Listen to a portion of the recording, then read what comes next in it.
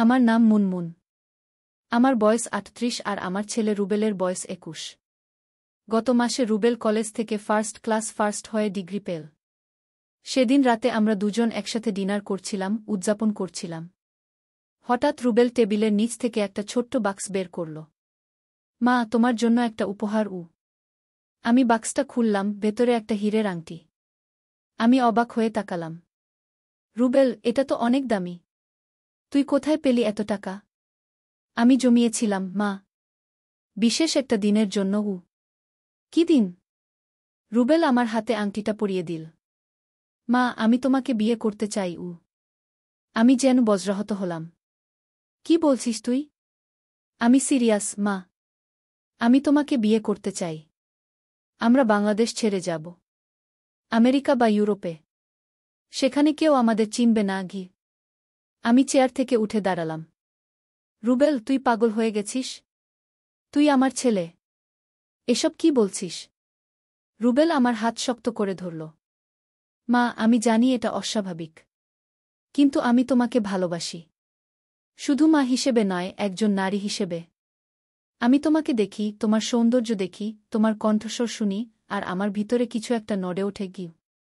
আমার শ্বাস দ্রুত হয়ে উঠল। কি করে আমার ছেলে আমাকে এভাবে দেখতে শুরু করল?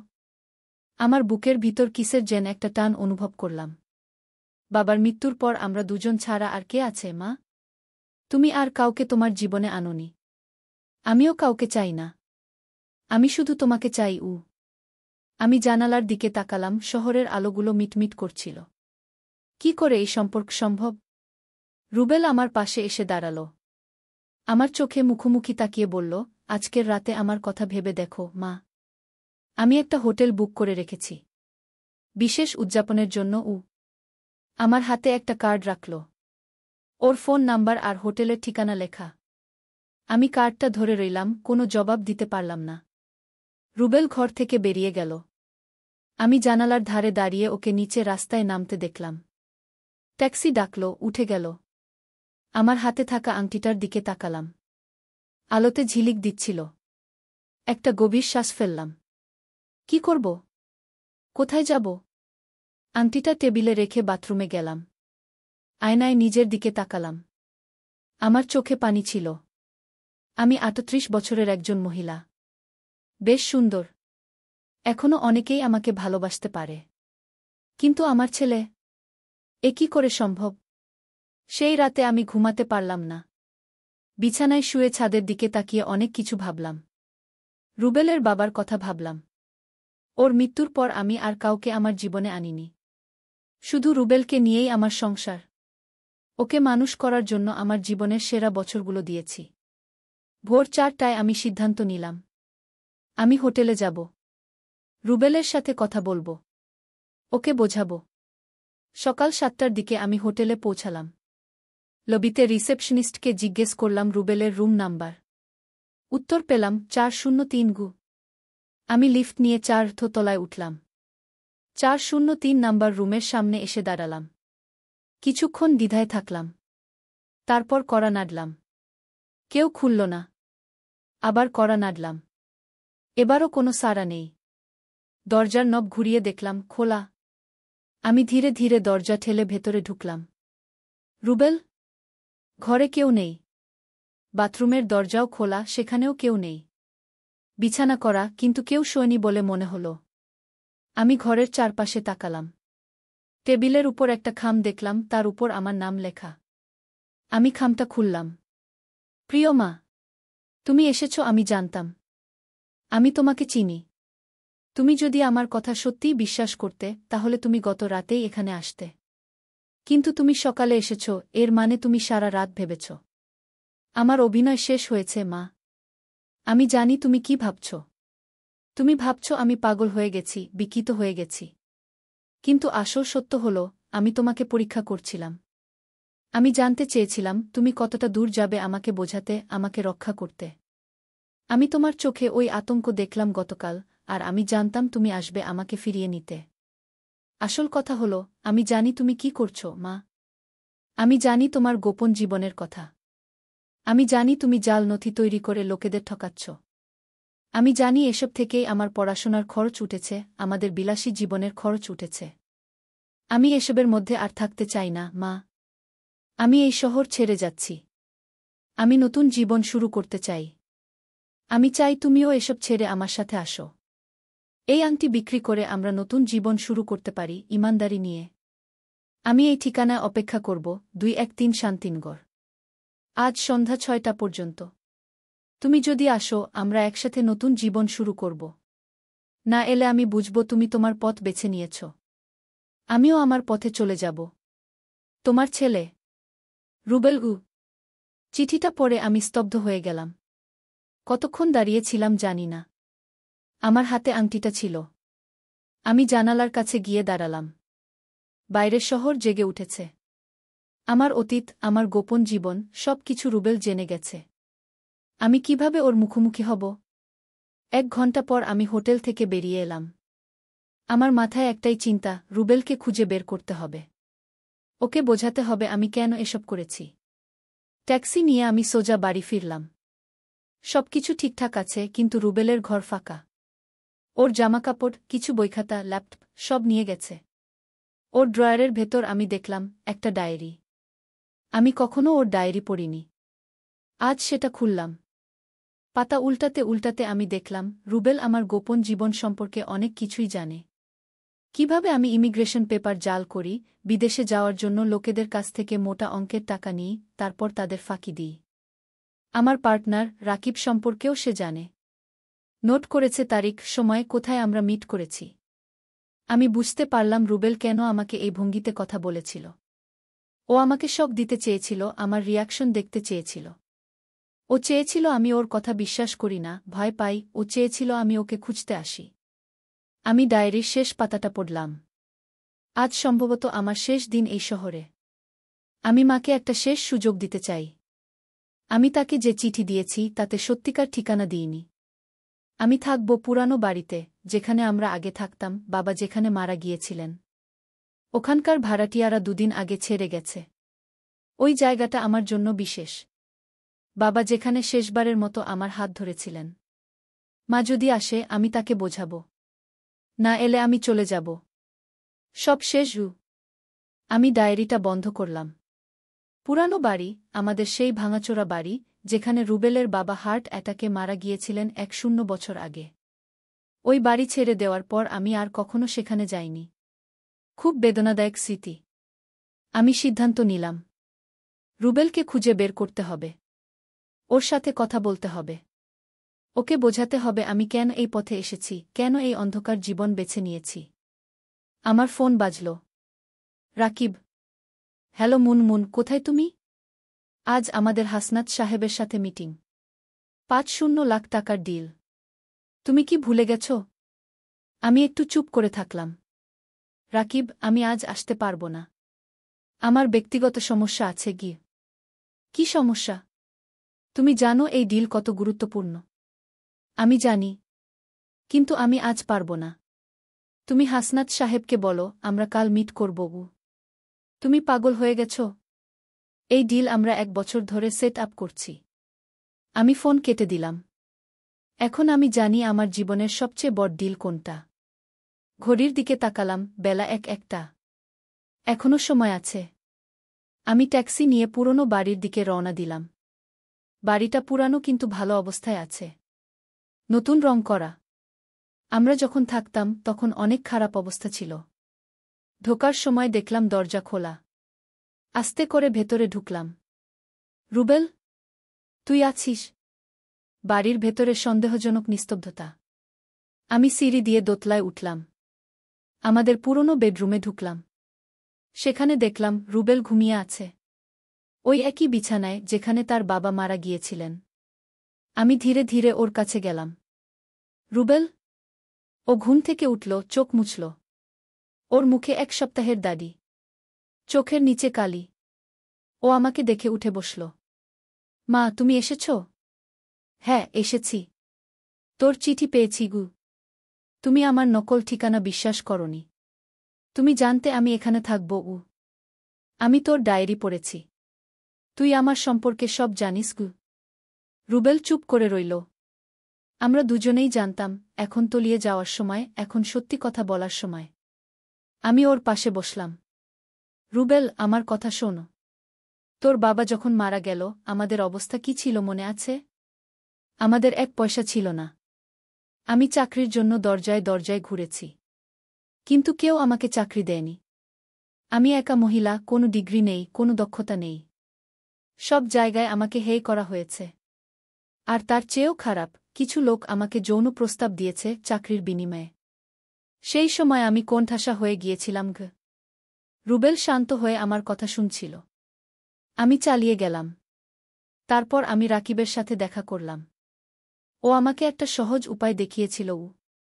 জাল দলিল বানানো, লোক ঠকানো। হ্যাঁ, প্রথমে আমি রাজি হইনি। কিন্তু যখন তোর স্কুলের টিউশন ফি দেওয়ার সময় এলো, আর আমার হাতে কিছুই ছিল না, তখন আমি রাজি হয়েছিলাম। একটা ছোট্ট কাজ করতে ভেবেছিলাম শুধু একবার। কিন্তু তারপর ওই টাকা থেকে আমি দেখলাম তোর স্কুলে নতুন বই নেওয়া যায়, একটা ভালো জুতা নেওয়া যায়, বাড়িতে ভালো খাবার আনা যায়। তারপর তুমি আর থামোনি গি? হ্যাঁ, থামিনি। আমি দেখলাম এই পথে আমি তোকে ভালো স্কুলে পড়াতে পারব, তোর জন্য ভালো ভবিষ্যৎ বানাতে পারব। আরও বড় স্কিম, আরও বেশি টাকা। ধীরে ধীরে আমি অভ্যস্ত হয়ে গেলাম। কিন্তু মা, এটা ভুল। তুমি লোকেদের ঠকাচ্ছ। হ্যাঁ, ভুল। আমি জানি। কিন্তু আমি কি করতাম? আমার কাছে আর কোনো উপায় ছিল না গি। মা, অনেক উপায় ছিল। তুমি সৎ পথে থাকতে পারতে। আমার চোখ দিয়ে পানি গড়িয়ে পড়ল। আমি ভেবেছিলাম তুই কখনো জানতে পারবি না। আমি ভেবেছিলাম তোর ধারণা হবে আমরা স্বাভাবিক জীবন যাপন করছি। আমি অনেক দিন ধরেই সন্দেহ করছিলাম, মা। তুমি কোথায় যাও, কার সাথে দেখা করো, হঠাৎ করে আমাদের এত টাকা আসে কোথা থেকে? আমি তোমার পিছু নিয়েছিলাম কয়েকবার। মোবাইলে রেকর্ডিং করেছিলাম। আমি নিজেকে আর সামলাতে পারলাম না। রুবেলের কাঁধে মাথা রেখে কাঁদতে লাগলাম। রুবেল আমার পিঠে হাত রাখল। মা, আমি তোমাকে নিয়ে যেতে চাই এখান থেকে। নতুন জায়গায়, যেখানে আমরা নতুন করে শুরু করতে পারি। আমার ডিগ্রি আছে, আমি কাজ করতে পারব। আমরা সৎ পথে থাকব। কিন্তু কোথায় যাব আমরা? আমি এখানে আইনের নজরে আছি। আমি 3 মাস ধরে প্ল্যান করছি, মা। আমার কাছে 2টো টিকিট আছে নেপাল যাওয়ার। আগামীকাল সকালে। নেপালে আমার একজন বন্ধু আছে, রাহুল। ও আমাদের জন্য থাকার জায়গা ঠিক করে রেখেছে। আমি ওখানে একটা আইটি কোম্পানিতে চাকরিও পেয়েছি। আমি অবাক হয়ে তাকালাম। তুই এত কিছু করেছিস? হ্যাঁ মা। তোমাকে সঠিক পথে ফেরাতে হবে। তোমাকে সেই মুনমুন হতে হবে যে সৎ ছিল, যে আমাকে সৎ থাকা শিখিয়েছিল। কিন্তু রাকিব? ও আমাকে খুঁজবে। আমি রাকিবকে চিনি, মা। ও প্রেমের পাত্র নয়, ব্যবসার পার্টনার। টাকা দিলে ও ভুলে যাবে। টাকা? রুবেল বিছানার নিচ থেকে একটা ব্যাগ বের করল। খুলে দেখালো, বান্ডিল বান্ডিল টাকা। আমি অবাক হয়ে তাকিয়ে রইলাম। এগুলো কোথা থেকে পেলি? আমি হতভম্ব হয়ে জিজ্ঞাসা করলাম। মা, আমি গত 2 বছর ধরে রাকিবের অফিসের কম্পিউটার হ্যাক করেছিলাম। ওর সমস্ত ফাইল, তথ্য, ট্রানজ্যাকশন সব আমার কাছে আছে। আমি ওর থেকে ধীরে ধীরে টাকা সরিয়েছি, এমনভাবে যে ও বুঝতে পারেনি কে নিচ্ছে। আমি বিস্মিত হয়ে রুবেলের দিকে তাকালাম। আমার ছেলে এত চালাক, এত বুদ্ধিমান। আমি গর্ব অনুভব করলাম, কিন্তু পরক্ষণেই ভয়ও পেলাম। রুবেল, ওর কাছ থেকে টাকা নেওয়া মানে আমাদের অপরাধের পথে হাঁটা। জন্য এটা আমাদের প্রাপ্ত। কিন্তু এটা চুরি, রুবেল। এটা ন্যায়, রুবেল দৃঢ়ভাবে বলল। মা, আমরা এখন সিদ্ধান্ত নিতে হবে। তুমি কি আমার সাথে যাবে, নাকি রাকিবের সাথে থাকবে? আমি জানলা দিয়ে বাইরে তাকালাম। শহরের দূরের দৃশ্য দেখা যাচ্ছিল। আমি দীর্ঘশ্বাস ফেললাম। আমার জীবনের সবচেয়ে বড় সিদ্ধান্ত এটা। আমি তোর সাথে যাব, রুবেল। কিন্তু আমাদের উচিত হবে রাকিবের টাকা ফেরত দেওয়া। আমরা সৎ পথে নতুন জীবন শুরু করব। রুবেল আমার দিকে তাকাল। ওর চোখে বিস্ময় আর সম্মান ফুটে উঠল। তুমি এখনো সৎ আছো, মা। তাই আমি তোমাকে এত ভালোবাসি। হঠাৎ নিচে থেকে একটা গাড়ি আসার শব্দ পেলাম। আমরা জানালা দিয়ে দেখলাম রাকিবের গাড়ি। এত তাড়াতাড়ি? ও কিভাবে জানল আমরা এখানে? রুবেল, রাকিব। ও এসে গেছে। চিন্তা করো না, মা। আমি ওকে সামলাবো গো। রাকিব দরজায় জোরে জোরে ধাক্কা দিচ্ছিল। মুনমুন, আমি জানি তুমি ওখানে আছো। দরজা খোলো। রুবেল আমাকে পিছনের দিকে ঠেলে সিঁড়ি দিয়ে নিচে নামল।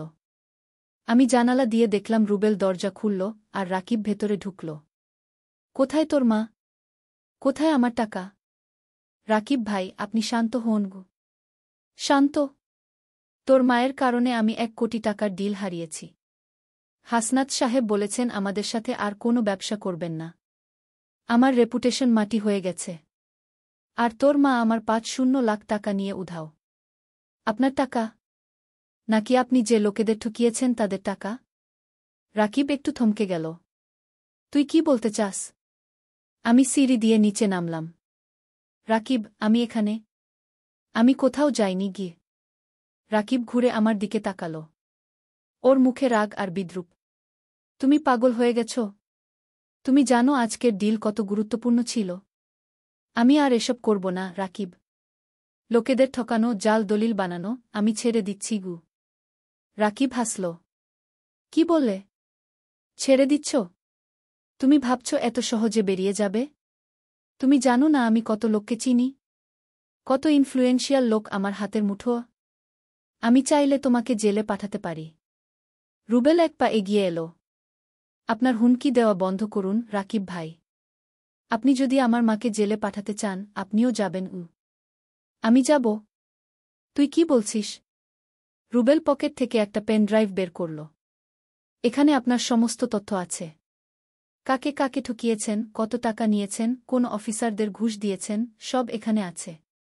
আমি আপনার কম্পিউটার হ্যাক করেছিলাম 2 বছর আগে। আমি সব জানি। রাকিবের মুখ সাদা হয়ে গেল। তুই আমার কম্পিউটার হ্যাক করেছিস? হ্যাঁ, করেছি। আর এই তথ্য আমি ইমেইল করে রেখেছি আমার বন্ধুর কাছে। আমাদের যদি কিছু হয়, ওর নির্দেশ আছে এগুলো পুলিশে দেওয়ার জন্য। রাকিবের হাতের মুঠি শক্ত হয়ে গেল। কি চাস তুই? আমরা আমাদের পথে যাব, রাকিব ভাই। আপনি আপনার পথে। আমাদের খুঁজবেন না, ফলো করবেন না। আর আমরাও আপনার সম্পর্কে কিছু বলবো না গি। রাকিব কিছুক্ষণ থমকে রইল। তারপর আমার দিকে তাকিয়ে বলল, মুনমুন, আমি ভেবেছিলাম তুমি আমার পার্টনার গু। আমি ছিলাম, রাকিব। কিন্তু এখন না। আমি আমার ছেলেকে হারাতে চাই না গি। রাকিব দীর্ঘশ্বাস ফেলল, ঘরে ঘুরে তাকাল। আচ্ছা, তোরা যা করতে চাস কর। আমি চললাম। কিন্তু এটা মনে রাখিস, আমাকে ধোঁকা দেওয়া লোকেরা ভালো থাকে না গি। ও ঘর থেকে বেরিয়ে গেল। আমরা তার গাড়ি স্টার্ট নেওয়ার শব্দ শুনলাম, তারপর গাড়ি চলে গেল। আমি আর রুবেল একে অপরের দিকে তাকালাম। মা, আমরা এখানে নিরাপদ নই। রাকিব ফিরে আসতে পারে। আমাদের এখনই যেতে হবে গু। আমি মাথা নাড়লাম। হ্যাঁ, চল। আমরা সিঁড়ি বেয়ে উপরে উঠলাম, রুবেলের ব্যাগ নিয়ে দ্রুত বাড়ি থেকে বেরিয়ে এলাম। রাস্তায় আমরা একটা ট্যাক্সি ধরলাম। কোথায় যাবেন? ড্রাইভার জিজ্ঞেস করল। রুবেল আর আমি একে অপরের দিকে তাকালাম। আমাদের চোখে একটা নতুন সম্ভাবনার আলো জ্বলছিল। বাস টার্মিনাল, রুবেল বলল। আমরা নেপাল যাব। ট্যাক্সি চলতে শুরু করল। আমি জানালা দিয়ে বাইরে তাকিয়ে রইলাম। শহরের রাস্তাগুলো পিছনে ছুটে যাচ্ছিল। একসময় যে জীবন আমাকে শ্বাসরুদ্ধ করে এনেছিল, আমি সেই জীবন পিছনে ফেলে আসছি। সামনে অজানা কিন্তু স্বচ্ছ একটা ভবিষ্যৎ। আমি রুবেলের হাত ধরলাম। তুই ঠিক আছিস তো? সবকিছু ছেড়ে নতুন জায়গায় যাওয়া সহজ না। আমি ঠিক আছি, মা। তোমাকে পেয়েছি, সেটাই আমার কাছে সবচেয়ে বড় কথা। ট্যাক্সি সিটি সেন্টার পেরিয়ে হাইওয়েতে উঠল। সূর্য ডুবে যাচ্ছিল, আকাশ লাল হয়ে উঠেছিল। আমার হাতে আংটিটা এখনো ছিল। আমি সেটা খুলে জানালা দিয়ে ছুঁড়ে ফেলে দিলাম। কেন ফেলে দিলে, মা? ওটা তো অনেক দামি। ওটা একটা জীবনের প্রতীক ছিল, রুবেল। এক ভুল জীবনের। আমি নতুন জীবন শুরু করতে চাই, নতুন স্মৃতি নিয়ে। কি? রুবেল হাসল। আমি জানতাম তুমি সিদ্ধান্তটা নেবে গু। তুই কিভাবে জানলি? কারণ তুমি আমার মা। যত ভুলই করো না কেন, ভেতরে তুমি সৎ। তুমি আমাকে সৎ হতে শিখিয়েছ গু। আমার চোখে পানি এলো, কিন্তু এবার সেটা দুঃখের নয়, আনন্দের। আমি জানি সামনে আমাদের অনেক বাধা আছে। নতুন দেশে নতুন জীবন শুরু করা সহজ নয়। কিন্তু আমরা একসাথে আছি, আর সেটাই সবচেয়ে বড় কথা। ট্যাক্সি বাস টার্মিনালের দিকে এগিয়ে চলেছে। আকাশে তারা ফুটতে শুরু করেছে। আমার মনে পড়ল রুবেলের বাবা একবার বলেছিল, জীবনে যত অন্ধকারই আসুক, তারা সবসময় থাকবে গু। আমি আকাশের দিকে তাকিয়ে ভাবলাম, হ্যাঁ, অন্ধকার পেরিয়ে আলোর পথে আমরা এগিয়ে চলেছি। তারাগুলো মিটমিট করে জ্বলছিল, যেন আমাদের নতুন জীবনকে স্বাগত জানাচ্ছে।